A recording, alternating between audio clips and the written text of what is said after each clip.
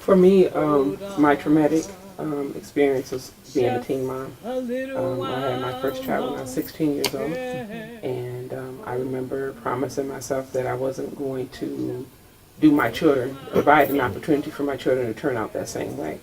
Well, I was successful with my oldest daughter not having a child as a teen, but my second daughter wound up having a baby when she was 15, and as what I was discussing with Paul is that the sad part about it is that when you are at 15, 16 years old, you really don't know anything about life and parenting and all that kind of stuff. But I always remember I had this goal within myself to never have my kids go through the same thing I went through in my life.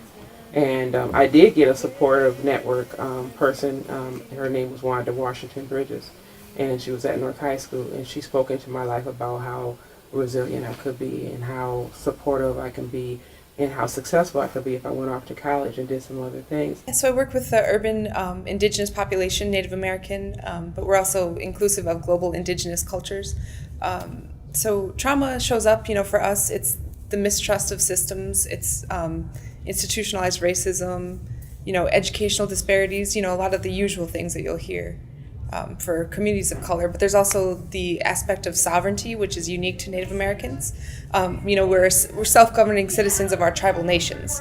So living in a city, though, you have all these levels of, about 5 different levels of government overlapping you. In addition to your city, you have state and tribal government laws too. For employees, I would like to see more emotional and support or resources, city time, especially after an employee receives or has a bad experience with a customer, to deal with it and to sort of bounce back. Well, as an Indigenous woman, as a person who works with other Native people, I think that we really care about taking care of each other. We're very family-based and we're very community-oriented. So we're always looking out for each other and finding ways to support each other is important to us. My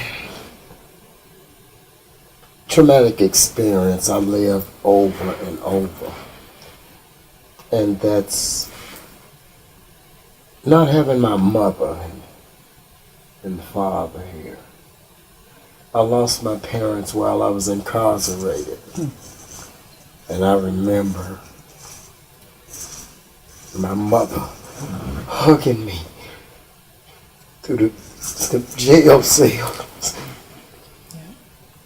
But I tell her every day that I understand what it is to be a man.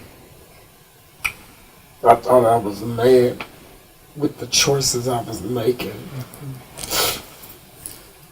And, my mother was not as sickly, but she had health issues, but she was always private. We never knew that my mother had leukemia. I feel like we are our own answer to the question often, and that part of our healing and liberation is self-determining, and having space and capacity, because oppression is all about deficit, right? It's all about not enough of this, scarcity of that. And healing is very much the opposite. It's very expansive. It's the space where we can imagine. It's our creativity. It's our joy. It's our ability to create culture, which Black people are fantastic at.